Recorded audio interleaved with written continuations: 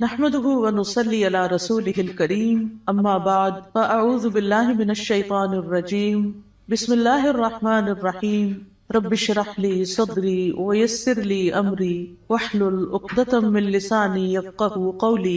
قرآن مجید کا آغاز سورۃ الفاتحہ سے ہوتا ہے جو قرآن مجید کی سب سے افضل سورت ہے۔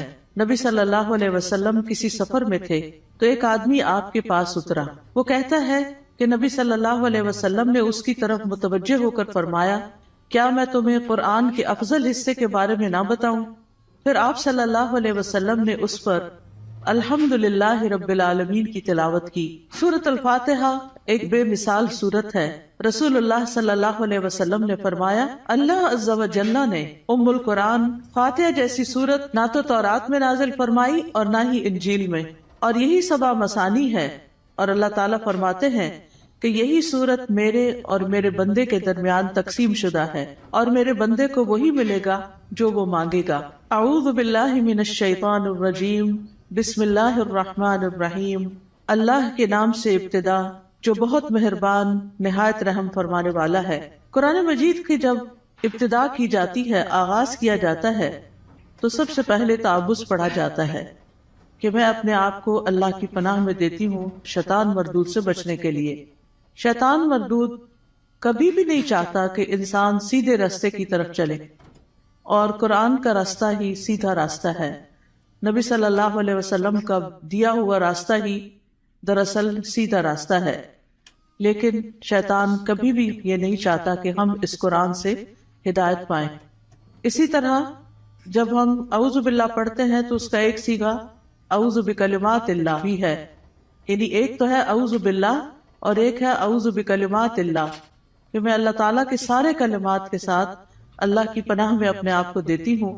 کیونکہ آپ دیکھیے کہ اللہ سبحانہ وتعالیٰ کی جو مختلف مخلوقات ہیں ان میں سے یعنی شیاطین تو بری مخلوق ہیں، لیکن اس کے ساتھ ساتھ فرشتے جو ہیں وہ اچھی مخلوق ہیں۔ تو انسان کو ایک طرف جہاں شیطان بہکاتا ہے تو وہاں دوسری طرف فرشتہ اس کے دل میں اچھا خیال بھی ڈالتا ہے، اور فرشتے جو ہیں وہ ہمارا دفاع بھی کرتے ہیں۔ تو اس لیے اللہ سبحانہ وتعالیٰ کی مدد کے ساتھ قرآن کا آغاز کرنا چاہیے۔ بسم اللہ الرحمن الرحیم سے اللہ کا نام لے کر جو کہ بہت مہربان نہایت رحم فرمانے والا ہے۔ الحمدللہ رب العالمین الرحمن الرحیم مالک یوم الدین ایاک نعبد و ایاک نستعین۔ سب تعریف اللہ تعالیٰ کے لیے ہے جو تمام جہانوں کا رب ہے، نہایت مہربان ہے، بار بار رحم فرمانے والا ہے، بدلے کے دن کا مالک ہے۔ ہم صرف تیری ہی عبادت کرتے ہیں اور صرف تجھ ہی سے مدد چاہتے ہیں۔ سورۃ الفاتحہ کی اہمیت کی ایک وجہ یہ بھی ہے کہ یہ سب سے زیادہ نفع مند دعا پر مشتمل ہے۔ ابن تیمیہ کہتے ہیں کہ جب میں نے غور کیا کہ سب سے نفع مند دعا کون سی ہے تو بس وہ اللہ کی رضا کے کاموں پر مدد مانگنے کی دعا ہے کہ اللہ اپنی پسند کے کاموں پر ہماری مدد فرما۔ پھر میں نے سورۃ فاتحہ کی اس آیت ایاک نعبد و ایاک نستعین میں اس دعا کو پا لیا، اور اس میں دراصل انسان اللہ کی عبادت کی بات کرتا ہے کہ اللہ میں تیرا بندہ ہوں، تیری عبادت کرتا ہوں، تیری عبادت کرنا چاہ رہا ہوں۔ اور جیسا کہ آئندہ رمضان آ رہا ہے تو اس میں ہم عام دنوں سے زیادہ انشاءاللہ اللہ تعالیٰ کی عبادت کریں گے۔ تو یہ عبادت جو ہے یہ اللہ سبحانہ تعالیٰ کی محبت کا نام ہے، یعنی عبادت کے 3 ارکان ہوتے ہیں، جن میں سب سے پہلا رکن جو ہے کمال درجے کی محبت ہونا۔ والذین آمنوا اشد حبا للہ، وہ لوگ جو ایمان لائے اللہ کی محبت میں سب سے زیادہ شدید ہوتے ہیں۔ دوسری بات یہ ہے کہ کامل درجے کی امید ہونا، وَيَرْجُونَ رَحْمَتَهُ، کہ وہ اس کی رحمت کی امید رکھتے ہیں۔ اور تیسرے اللہ تعالیٰ کا کامل خوف ہونا، یعنی یہ 3 چیزیں انسان کے اندر ہوں تو انسان عبادت گزار ہوتا ہے۔ اللہ کی محبت، اللہ کا خوف اور اللہ سے امید بھی۔ اور اللہ تعالیٰ کے علاوہ کسی اور کی عبادت کرنا جائز نہیں، اور عبادت اللہ کا حق ہے۔ اور ایاک نستعین کا مطلب ہے کہ ہم تجھ سے مدد چاہتے ہیں۔ تو جب نبی صلی اللہ علیہ وسلم نے فرمایا کہ جب تم مانگو تو اللہ سے مانگو، اور جب تم مدد چاہو تو اللہ سے مدد چاہو، کیونکہ دراصل اللہ ہی ہر چیز پر قادر ہے اور وہی انسان کو مدد دے سکتا ہے۔ جہاں تک اللہ عز و جل کی مخلوق کے علاوہ صرف اللہ سے مدد طلب کرنا ہے تو یہ اس لیے کیونکہ بندہ اکیلا اپنے فائدوں کے حصول اور اپنے نقصانوں کو ہٹانے سے عاجز ہے. یعنی اگر میں چاہوں کہ میں اکیلی ہی اپنے فائدے حاصل کر لوں یا جو بھی کوئی نقصان دہ چیز ہے یا تکلیف دہ چیز ہے اس سے چھٹکارا پا لوں تو یہ میرے بس کی بات نہیں ہے. کیونکہ انسان کی دین کی مصلحتیں ہوں یا دنیا کی فائدے کی چیزیں ہوں، اللہ کے سوا اس کی مدد کوئی بھی نہیں کر سکتا. اور جس کی مدد اللہ کرے اسی کو مدد حاصل ہوتی ہے، اور جس کو اللہ چھوڑ دے اس کی پھر کوئی مدد کرنے والا نہیں ہوتا، وہ بے یار و مددگار ہو جاتا ہے. اسی لیے ہم کہتے ہیں لا حول ولا قوت الا باللہ، کہ کوئی توفیق نہیں مل سکتی، کوئی قوت نہیں ہوتی مگر اللہ کے ساتھ.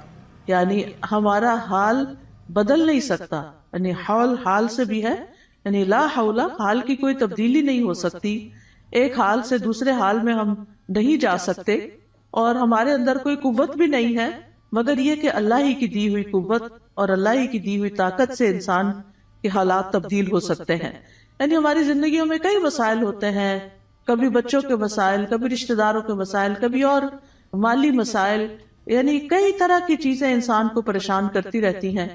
لیکن انسان کی اس ساری حالت کو کوشش کے باوجود بھی بعض اوقات خود سے انسان یا دوسرے لوگ، ہمارے ماں باپ، ہمارے شوہر، ہمارے بچے مل کے اس کو تبدیل نہیں کر سکتے. آپ نے دیکھا ہوگا جب انسان پریشان ہوتا ہے تو کبھی کسی کے پاس جاتا ہے، کبھی کسی سے دکھ بیان کرتا ہے، کبھی کسی سے مشورہ کرتا ہے، لیکن ساری باتیں کر کے چھوڑ دیتے ہیں، ہوتا ہوا تھا کچھ نہیں. ایسے میں انسان کو ٹھیک ہے مشورہ کر لینا چاہیے، مدد لینی چاہیے، لیکن اللہ سبحانہ وتعالیٰ سے ہی اصل میں مدد لینی چاہیے اور خوب خوب دعائیں کرنی چاہیے. اور اگر یہ کلمہ بھی بار بار انسان پڑھتا رہے نا، ایاک نعبد و ایاک نستعین، کہ صرف تیری ہم عبادت کرتے ہیں اور تجھ سے ہم مدد چاہتے ہیں، تو انشاءاللہ اللہ کی مدد آئے گی. بندہ کس کس کام میں اللہ کی مدد کا محتاج ہے؟ اپنے روزمرہ کے مسائل کے حل کے لیے تو محتاج ہے ہی، اپنی خوراک کے لیے ہے، اپنے لباس کے لیے ہے، اپنی رہائش کے لیے، اپنی سب چیزوں کے لیے تو ہے ہی. لیکن خاص طور پر اللہ کی عبادت کے لیے ہم سب سے زیادہ اس کے محتاج ہیں کہ ہم اس سے مدد مانگے. تو انسان اللہ تعالیٰ کے احکام بجا کے نہیں لا سکتا جب تک انسان کو اللہ کی مدد حاصل نہ ہو. برائی چھوڑنا چاہتے ہیں، اپنی کوئی بری عادت چھوڑنا چاہتے ہیں، تو ہم اس کو چھوڑ نہیں سکتے جب تک اللہ کی مدد ہمیں حاصل نہ ہو. اسی طرح دنیا میں ہماری جو تقدیر ہے، اس تقدیر میں جو غم لکھے ہیں، ان غموں سے چھٹکارا نہیں پا سکتے جب تک کہ اللہ کی مدد حاصل نہ ہو. تو اس لیے بہت ضروری ہے کہ ہم دنیا کے معاملات میں بھی اللہ کی مدد لیں، اور پھر موت کے وقت، یعنی موت کے وقت کی جو سختیاں ہیں، اور قیامت اور برزخ یعنی قبر کے عذاب اور قبر سے متعلق جو مشکلات ہیں، اور قیامت کے دن کی جو ہولناکیاں ہیں، ان سب میں بھی ہمیں اللہ سے مدد لینی چاہیے. ان سب کاموں میں اللہ عز و جل کے سوا کوئی بھی مدد کرنے کی طاقت نہیں رکھتا. تو جو شخص اللہ کی مدد طلب کرنے کا حق ادا کرتا ہے تو اللہ تعالیٰ ان کاموں میں اس کی مدد بھی کرتا ہے. اہدنا الصراط المستقیم، تو ہمیں سیدھا راستہ دکھا، کیونکہ ہدایت سب سے بڑی ضرورت ہے جو انسان مانگتا ہے اللہ تعالیٰ سے. یعنی مانگنے کی چیزیں تو بہت ہے، لیکن سب سے اہم ترین چیز جو ہے وہ ہدایت ہے، کہ اللہ تعالیٰ ہمیں ہدایت عطا فرمائے. کیونکہ ہدایت جس کو مل گئی تو وہ متقین میں سے ہو جائے گا، اور جس کے اندر تقویٰ آ گیا اس کو مزید ہدایت بھی ملے گی. اور جو متقین میں سے ہو جائے گا تو من یتق اللہ یجعل لہ مخرجا ویرزقہ من حیث لا یحتسب، جو اللہ سے ڈرے گا وہ اس کے لیے نکلنے کا کوئی راستہ بنا دے گا اور اسے وہاں سے رزق دے گا جہاں سے وہ گمان بھی نہیں کرتا ہوگا، یعنی جہاں سے وہ سوچ بھی نہیں سکتا. تو اس لیے انسان کو ہدایت کی ضرورت ہے اور ہدایت اللہ سے مانگتے ہی رہنا چاہیے. آپ دیکھیے کہ حیرانی کی بات ہے کہ دن میں 5 نمازوں کی ہر رکعت میں ہم سورۃ فاتحہ پڑھتے ہیں. سورۃ فاتحہ کے اندر ہم اللہ سے ہدایت ہی مانگتے رہتے ہیں کہ اللہ تو ہمیں ہدایت دے دے، ہمیں ہدایت دے دے. یعنی انسان کو مل بھی جائے تو بھٹکنا بڑا آسان ہوتا ہے، دل کا ٹیڑھا ہونا بڑا آسان ہوتا ہے. تو اس لیے بہت ضروری ہے کہ ہم سب دل لگا کے یہ دعا کرتے رہیں. نبی صلی اللہ علیہ وسلم ایک اور دعا بھی کرتے تھے، اللہم انی اسألک الہدی والتقی والعفاف والغنی، کہ اے اللہ میں تجھ سے ہدایت، تقوی اور پاک دامنی اور دل کا غنا مانگتا ہوں. اسی طرح ایک اور دعا ہے، اللہم اہدنی وسددنی، اے اللہ تو مجھے ہدایت عطا فرما اور سیدھا رکھ، یعنی درست رکھ کہ ادھر ادھر نہ ہو جاؤ۔ اسی طرح نبی صلی اللہ علیہ وسلم تہجد کے وقت اللہ تعالیٰ سے سیدھے رستے کی ہدایت کی دعا مانگتے تھے، اور اپنی تہجد کی نماز شروع ہی اس دعا سے کرتے تھے، اللہم رب جبریل و میکائیل و اسرافیل فاطر السماوات والارض عالم الغیب والشہادۃ انت تحکم بین عبادک فیما کانوا فیہ یختلفون اللہم اہدنی لما اختلف فیہ من الحق انک تہدی من تشاء الی صراط مستقیم۔ اے اللہ، جبریل، میکائیل اور اسرافیل کے رب، آسمانوں اور زمین کے پیدا کرنے والے، ہر غیب اور حاضر کو جاننے والے، تو اپنے بندوں میں ان چیزوں کا فیصلہ کرے گا جن میں وہ اختلاف کرتے ہیں۔ اے اللہ، مجھے اس حق کی طرف رہنمائی دے جس میں اختلاف کیا گیا ہے، یقیناً تو جس کو چاہتا ہے سیدھے رستے پہ چلاتا ہے۔ یعنی جن چیزوں میں لوگ اختلاف کر رہے ہیں کہ یہ سیدھا رستہ ہے کہ نہیں، تو اللہ مجھے اس میں سیدھا رستہ دکھا دے۔ اب دیکھیں، ایک تو ہوتا ہے کہ ہم دین کی طرف نہ آئیں، لیکن ہم جب دین کی طرف آ بھی جاتے ہیں نا، تو اس میں بھی لوگ، کوئی کہتا ہے یہ کرو، کوئی کہتا ہے وہ کرو، تو انسان پھر کنفیوز ہوتا ہے کہ میں کیا کروں اور کیا نہ کروں۔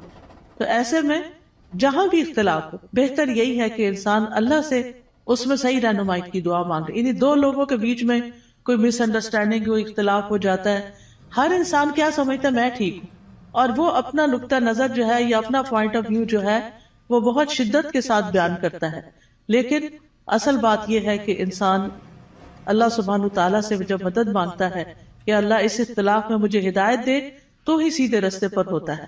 پھر اسی طرح یہ ہے کہ بچوں کو بھی صحیح فیصلے کرنے کے لیے ہدایت کی دعا دینی چاہیے۔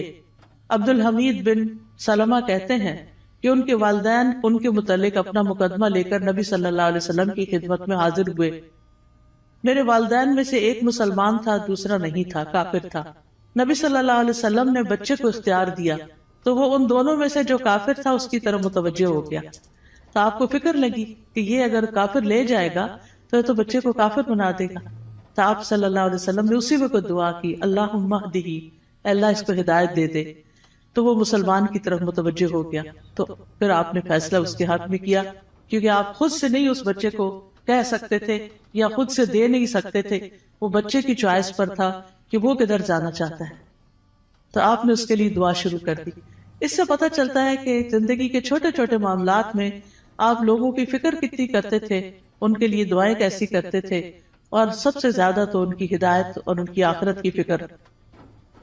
پھر اسی طرح یہ ہے، صراط الذین انعمت علیہم، راستہ ان لوگوں کا جن پر تو نے انعام کیا۔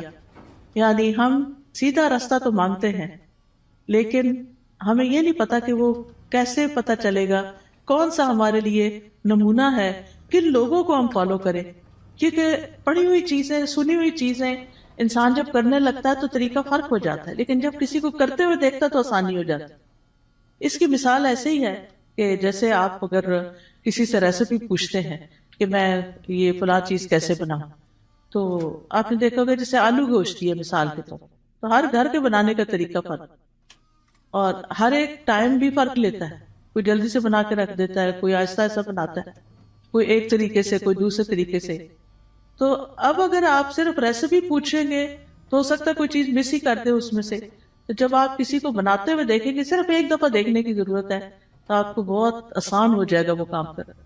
کوئی بھی چیز ہو، جب آپ کسی کو کرتے ہوئے دیکھتے ہیں تو وہ آسان ہو جاتی۔ زبانی ایکسپلین کر کر کے انسان کہیں نہ کہیں غلطی کر جاتا ہے، کچھ نہ کچھ مس کر جاتا ہے۔ اور آج اہدنا الصراط المستقیم پہ بات ہونی تھی، تو اللہ نے ہمیں وہ گما کے آئے ہیں تو پتہ چلے کہ اگر ایک ٹرن بھی زندگی میں الٹا لیتے ہیں، کہیں غلط فیصلہ کرتے ہیں، تو کہیں سے کہیں پہنچ جاتے ہیں، بالکل ہی یعنی قریب آنے کی بجائے اور دور نکل جاتے ہیں، صرف ایک ٹرن اگر غلط لے لیں آپ۔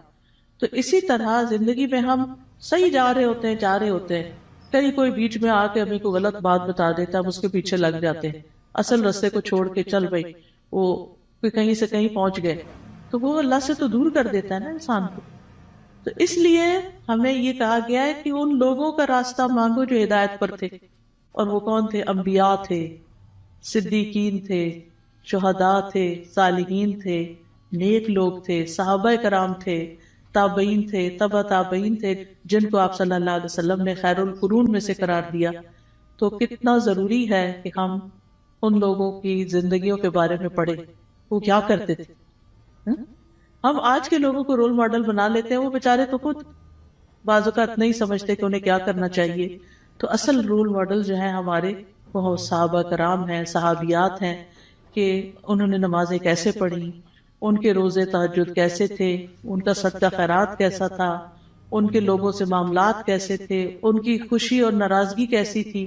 تو اگر ہم ان چیزوں کے بارے میں پڑھتے رہیں گے، جانتے رہیں گے، تو آپ دیکھیں گے کہ بہت سی چیزیں درست ہو جائیں گی. یعنی اپنی غلطیاں بھی نظر آئیں گی اور جو اچھے کام ہیں وہ بھی. اور ان کی زندگی کے واقعات اور حالات بہت موٹیویشنل بھی ہوتے ہیں. یعنی اگر آپ صحابہ کی کہانیاں پڑھیں تو انسان روئے بغیر رہ نہیں سکتا. مجھے یاد ہے جب میں نے ہائی اسکول ختم ہی کیا تھا تو چھٹیاں تھی کافی ساری، تو اس میں میں نے بکس پڑھنی شروع کر دی. اور سب سے زیادہ مجھے جن بکس نے انسپائر کیا وہ اسی طرح کی لائف سٹوریز تھیں. یعنی جو بڑے لوگوں کی کہانیاں اور نیک لوگوں کی کہانیاں. اس میں ہم کہتے ہیں اچھا یہ لوگ اس طرح کر سکتے ہیں تو ہم نہیں کر سکتے، یہ بھی تو اسی دنیا میں رہتے ہیں. تو اس سے پھر انسان کو انسپریشن بہت ملتی ہے.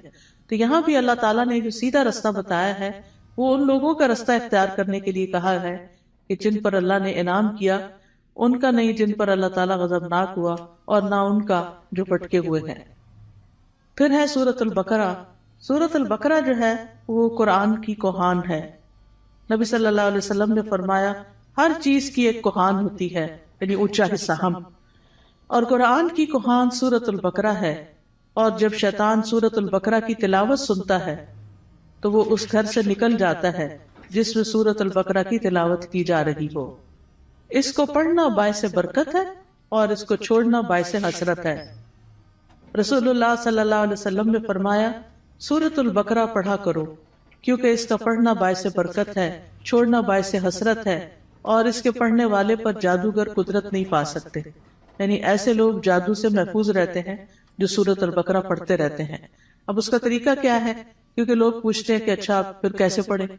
ایک تو یہ ہے کہ ایک ہی دن میں ساری پڑھ لیں، اور کیسے بہت سارے لوگ ہوتے ہیں جو روز سورۃ البقرہ پڑھتے ہیں. اور ایک یہ ہے کہ ایک ایک سپارہ کر کے آپ روز پڑھ لیں. ایک یہ ہے کہ ربع ربع ربع ربع کر کے آپ اس کو، یعنی کہ 8 اور 10 دن لگ جاتے ہیں تقریباً اس طرح، تو مہینے میں 3 دفعہ ہو جائے گی. ایک یہ ہے کہ روزانہ آپ ایک صفحہ پڑھ لیں، اور جب تک وہ صفحے سارے ختم نہیں ہوتے تو وہ اس طرح روزانہ آپ یعنی یا نماز میں یا دیکھ کے یعنی پڑھتے رہیں. یعنی سورۃ البقرہ کے ساتھ اپنا تعلق قائم رکھے تو اس کا فائدہ یہ ہوگا کہ جادوگر اثر نہیں کر سکیں. کیونکہ جن لوگوں پہ کوئی جادو کی شکایت ہوتی ہے نا، جب وہ بےچارے ایک دفعہ اپنا توڑ کر آتے ہیں، جب ان کو پتہ چلتا ہے توڑ ہو گیا تو دوبارہ کر دیتے ہیں، پھر دوبارہ کر دیتے ہیں. تو اس لیے پروٹیکشن بڑی ضروری ہوتی ہے، اور سورۃ البقرہ جو ہے اسی میں سے ہے. ابو ہریرہ رضی اللہ عنہ سے روایت ہے کہ رسول اللہ صلی اللہ علیہ وسلم نے فرمایا تم اپنے گھروں کو قبرستان نہ بناؤ، کیونکہ شیطان اس گھر سے بھاگ جاتا ہے جس گھر میں سورۃ البقرہ کی تلاوت کی جاتی ہے. پھر آیت نمبر 1 ہے سورۃ البقرہ کی، الف لام میم ذالک الکتاب لا ریب فیہ ھدی للمتقین. یہ کتاب ہے جس میں کوئی شک نہیں، ہدایت ہے متقی لوگوں کے لیے. قرآن جو ہے وہ شکوک و شبہات سے پاک کتاب ہے، یعنی ایسے علم پر مبنی ہے جو یقینی ہے، جو سب سے سچی بات ہے، اس کی ہر بات ہی سچی ہے. کون ہے متقین؟ الذین یؤمنون بالغیب ویقیمون الصلاۃ ومما رزقناہم ینفقون. جو غیب پر ایمان لاتے ہیں، نماز قائم کرتے ہیں، اور جو رزق ہم نے ان کو دیا ہے اس میں سے وہ خرچ کرتے ہیں. تو ایمان بالغیب جو ہے یہ دل سے تعلق رکھتا ہے. نماز قائم کرنا جسم کا حصہ ہے، اور مما رزقناہم ینفقون مال کا حصہ ہے، یعنی حقوق العباد کی ادائیگی. انسان اندر سے بھی اچھا ہو، انسان باہر سے بھی اللہ کی عبادت کرے، اور انسان اللہ کے بندوں اور اللہ کی مخلوق کے ساتھ بھی اچھا سلوک کرے. پھر فرمایا والذین یؤمنون بما انزل الیک وما انزل من قبلک وبالآخرۃ ھم یوقنون. اور وہ جو ایمان لاتے ہیں اس پر جو آپ پر نازل کیا گیا اور جو آپ سے پہلے نازل کیا گیا، اور وہ آخرت پر یقین رکھتے ہیں. یعنی متقی وہ لوگ ہوتے ہیں، اس کتاب سے ہدایت حاصل کرنے والے لوگ وہ ہوتے ہیں کہ جو اللہ کی طرف سے آئی ہوئی چیزوں پر ایمان رکھتے ہیں، اور جو چیزیں نبی صلی اللہ علیہ وسلم سے پہلے اتاری گئی تھی ان پر بھی ایمان رکھتے ہیں، اور وہ آخرت پر پکا یقین رکھتے ہیں. تو نبی صلی اللہ علیہ وسلم پر نازل شدہ وحی جو ہے اس پر ایمان لانا ضروری ہے. قرآن مجید میں آتا ہے وَأَنزَلَ اللَّهُ عَلَيْكَ الْكِتَابَ وَالْحِكْمَةَ وَعَلَّمَكَ مَا لَمْ تَكُنْ تَعْلَمْ وَكَانَ فَضْلُ اللَّهِ عَلَيْكَ عَظِيمًا. اللہ نے آپ پر کتاب و حکمت نازل کی ہے اور آپ کو وہ کچھ سکھایا جو آپ نہیں جانتے تھے، اور یہ آپ پر اللہ کا بہت ہی بڑا فضل ہے کہ اللہ تعالیٰ نے آپ کو فائدے کی سب چیزیں سکھا دی ہیں. یاد رکھیے حدیث بھی قرآن کی طرح نازل ہوتی تھی. وَمَا يَنطِقُ عَنِ الْهَوَىٰ إِنْ هُوَ إِلَّا وَحْيٌ يُوحَىٰ. وہ اپنی خواہش نفس سے کچھ نہیں کہتے، وہ تو صرف وحی ہے جو نازل کی جاتی ہے. حسان بن عطیہ کہتے ہیں کہ جبریل علیہ السلام نبی صلی اللہ علیہ وسلم کے پاس سنت لے کر اترتے تھے. جس طرح آپ کو قرآن سکھاتے اسی طرح سنت کی تعلیم دیتے تھے. قرآن جو تھا وہ لکھا جاتا تھا، یعنی قرآن جو تھا وہ آپ سنتے تھے اور پھر صحابہ کو لکھوا دیتے تھے، جبکہ سنت جو ہے وہ چونکہ زیادہ تر پریکٹس کی چیز ہے، عمل کی چیز ہے، تو وہ آپ اس چیز پر عمل کر لیتے تھے. نبی صلی اللہ علیہ وسلم نے ہمیں بھی تلقین کی ہے کہ ہم اس قرآن و سنت کو مضبوطی سے پکڑے رکھیں. رسول اللہ صلی اللہ علیہ وسلم نے فرمایا میں تم میں دو چیزیں چھوڑے جا رہا، تم ہرگز گمراہ نہیں ہوگے جب تک ان دونوں کو مضبوطی سے نہ تھام لو. ایک اللہ کی کتاب اور دوسرے اس کے نبی کی سنت ہے. وَبِالْآخِرَةِ هُمْ يُوقِنُونَ. اور آخرت پر وہ یقین رکھتے ہیں. یقین کا معنی جو ہے وہ ایسا ایمان ہے جس کی طرف شک داخل، یعنی اتنا پکا کہ جیسے انسان اپنی آنکھوں سے کوئی چیز دیکھ رہا ہوتا ہے تو اس پر یقین ہوتا ہے کہ میں کوئی جھوٹ نہیں دیکھ رہا، یہ حقیقت ہے. یقین جو ہے یہ علم کا سب سے اونچا درجہ ہے. یعنی یہ نہیں کہا آخرت کا علم رکھتے ہیں، آخرت کو جانتے ہیں، نہیں، اس پر پکا یقین رکھتے ہیں، ایمان رکھتے ہیں. تو یقین کے فائدے کیا ہوتے ہیں؟ یقین کا فائدہ یہ ہوتا ہے کہ انسان کے لیے عمل آسان ہو جاتا ہے. انسان کو اللہ تعالیٰ سے یقین مانگنا چاہیے. ابو بکر رضی اللہ عنہ دعا میں یہ کلمات کہتے تھے اللہم ہب لی ایمانا و یقینا و معافاتا و نیتا. اے اللہ مجھے ایمان اور یقین اور عافیت اور اچھی نیت عطا فرما. اولئک علی ھدی من ربہم واولئک ھم المفلحون. یہی لوگ اپنے رب کی طرف سے ہدایت پر ہیں اور یہی لوگ دراصل فلاح پانے والے ہیں. اس کے بعد فرمایا بے شک وہ لوگ جنہوں نے کفر کیا ان کے لیے برابر ہے کہ آپ انہیں ڈرائیں یا نہ ڈرائیں، وہ ایمان نہیں لائیں گے. اللہ نے ان کے دلوں اور ان کے کانوں پر مہر لگا دی ہے اور ان کی آنکھوں پر پردہ ہے اور ان کے لیے بہت بڑا عذاب ہے. گناہ جب دل پہ پے در پے آتے ہیں تو دل کو بند کر دیتے ہیں، اور جب اسے بند کر دیتے ہیں تو اللہ کی طرف سے ٹھپا اور مہر لگ جاتی، پھر ایمان اندر نہیں داخل ہوتا. اس لیے پھر انسان کا کفر سے چھٹکارا پانے کا کوئی رستہ نہیں رہ جاتا. ختم اللہ علی قلوبہم. اور پھر کان بھی نہیں سنتے اور آنکھیں بھی نہیں دیکھتی، کہیں سے بھی عبرت نہیں ہوتی. انسان ایسے ہی جانوروں کی طرح زندگی گزار کر پھر اللہ کے پاس چلا جاتا ہے اور وہاں جا کر بہت بڑے عذاب کا سامنا کرتا ہے. اس کے بعد ایک تیسرے گروہ کی بات کی گئی اور وہ ہے منافقوں کا گروہ. وَمِنَ النَّاسِ مَن يَقُولُ آمَنَّا بِاللَّهِ وَبِالْيَوْمِ الْآخِرِ وَمَا هُمْ بِمُؤْمِنِينَ. لوگوں میں سے کچھ ایسے بھی ہوتے ہیں جو کہتے ہیں ہم اللہ اور یوم آخرت پر ایمان لائے، حالانکہ وہ مومن نہیں ہوتے. وہ اللہ کو دھوکہ دیتے ہیں اور ان لوگوں کو جو ایمان لائے، اور نہیں وہ دھوکہ دیتے مگر اپنے آپ ہی کو، اور وہ اس کا شعور نہیں رکھتے. فی قلوبہم مرض فزادہم اللہ مرضا ولہم عذاب علیم بما کانوا یکذبون. ان کے دلوں میں ایک بیماری ہے تو اللہ نے ان کی بیماری کو اور زیادہ کر دیا اور ان کے لیے دردناک عذاب ہے، اس لیے کہ وہ جھوٹ بولتے تھے. تو یہ کون سی بیماری ہے؟ یہ دنیا کی محبت کی بیماری ہے.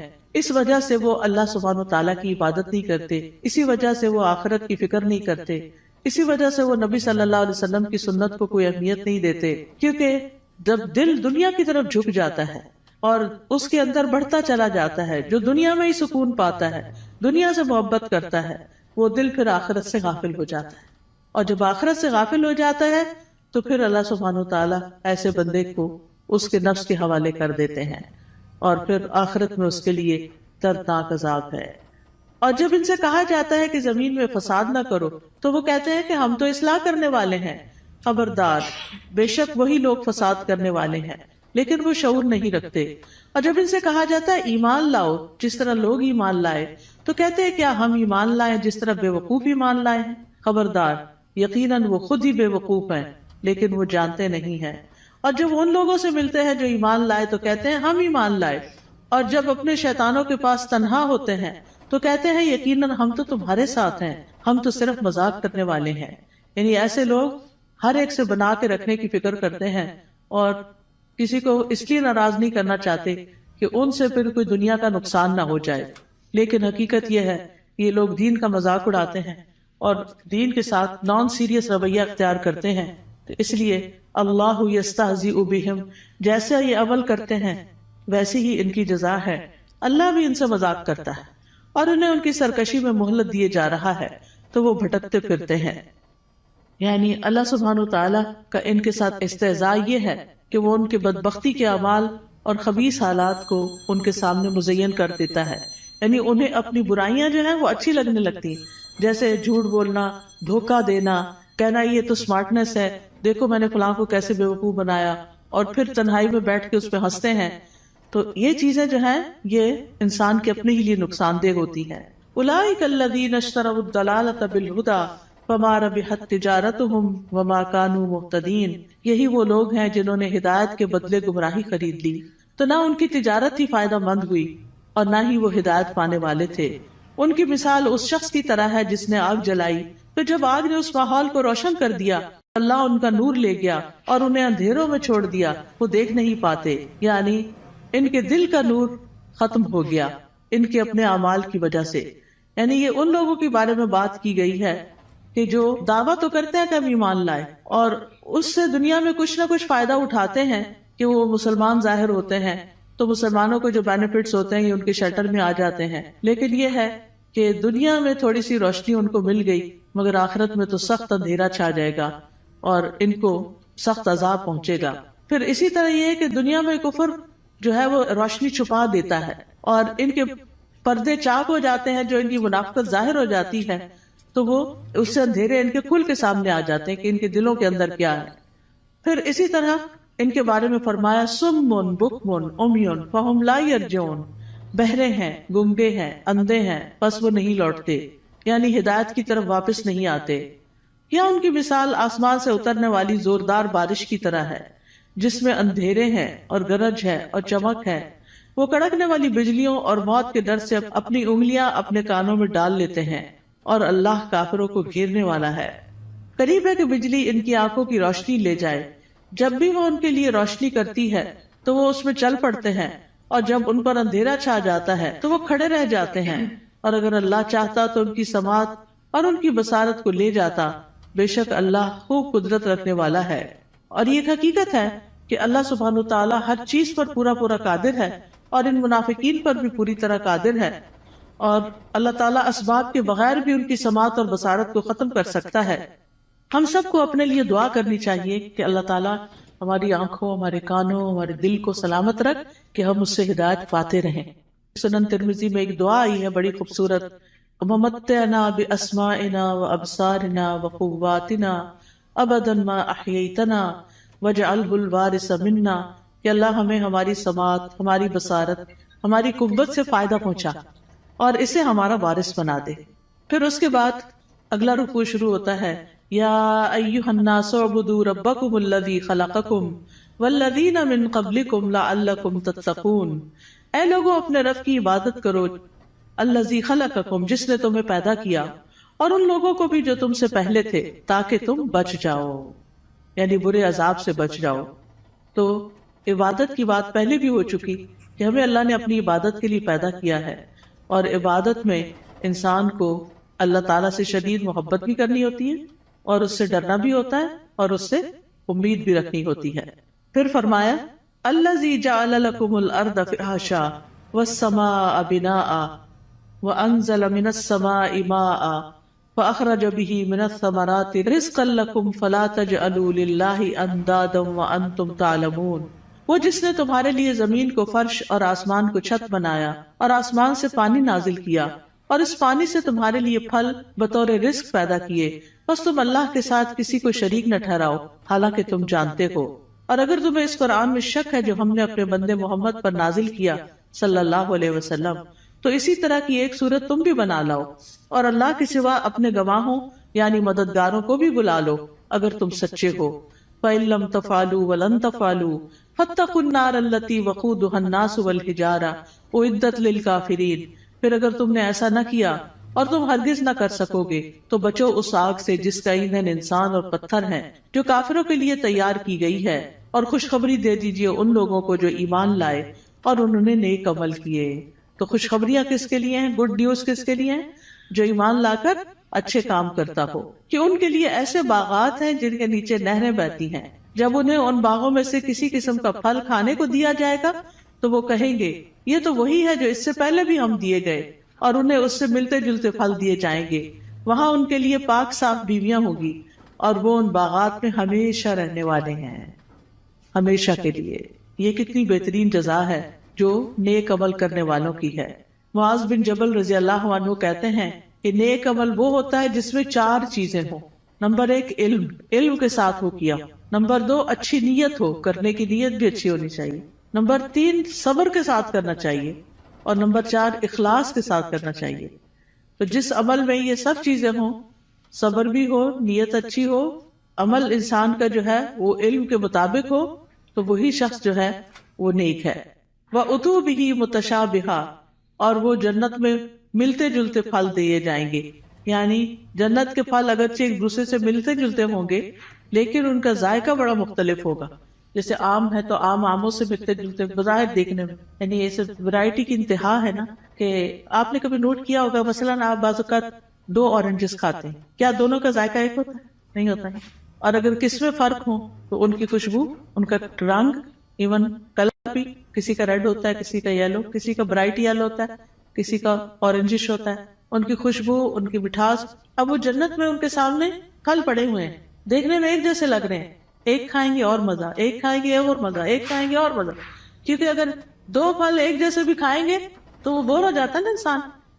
دیکھیں وہ یہ اورنج، یہ میں نے کھائے ہوئے ہیں، لیکن اتنی ورائٹی ہے جنت میں، اتنی ورائٹی ہے کہ انسان کا دل بھرے گا ہی نہیں کسی وقت۔ دیکھیں ہمیں ہر نئی چیز اچھی لگتی ہے، ہم ہر نئے آئیڈیا سے، ہر نئی یونیک چیز سے انسپائر ہوتے ہیں، تو جنت میں تو ہر وقت ہر چیز نئی نئی نئی نئی نئی، یعنی نہ پرانی چیزیں ہوگی، نہ وہ ریپیٹیشن ہوگی، نہ وہ بوریت ہوگی، نہ وہ دل بھرے گا۔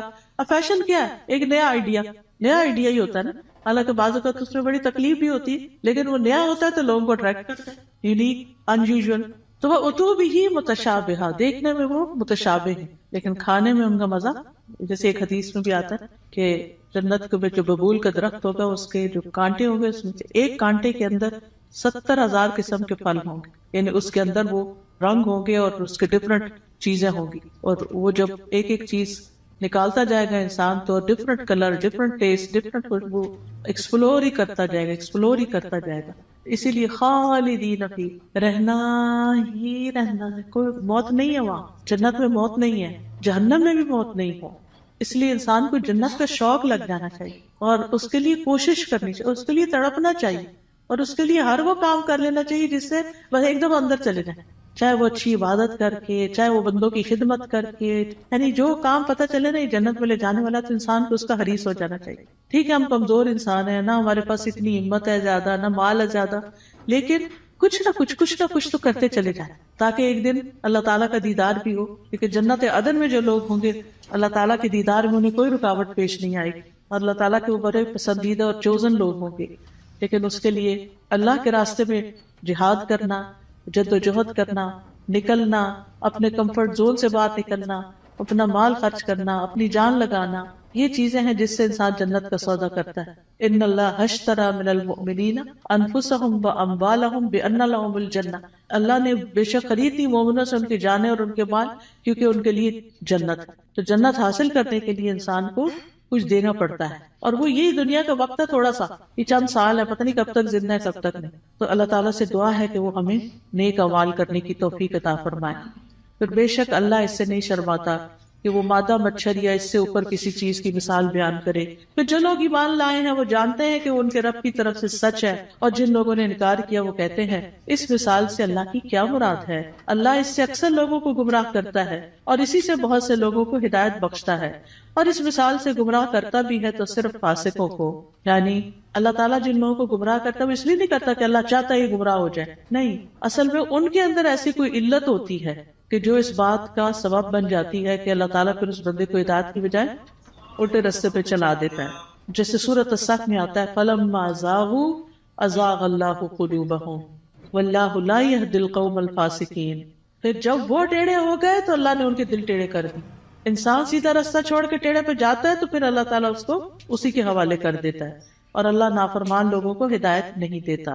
تو جو لوگ رب کے حکم کو مان جاتے ہیں ان کو ہدایت کی تعلیم مل جاتی ہے اور وہ سیدھے راستے پہ چل پڑتے ہیں.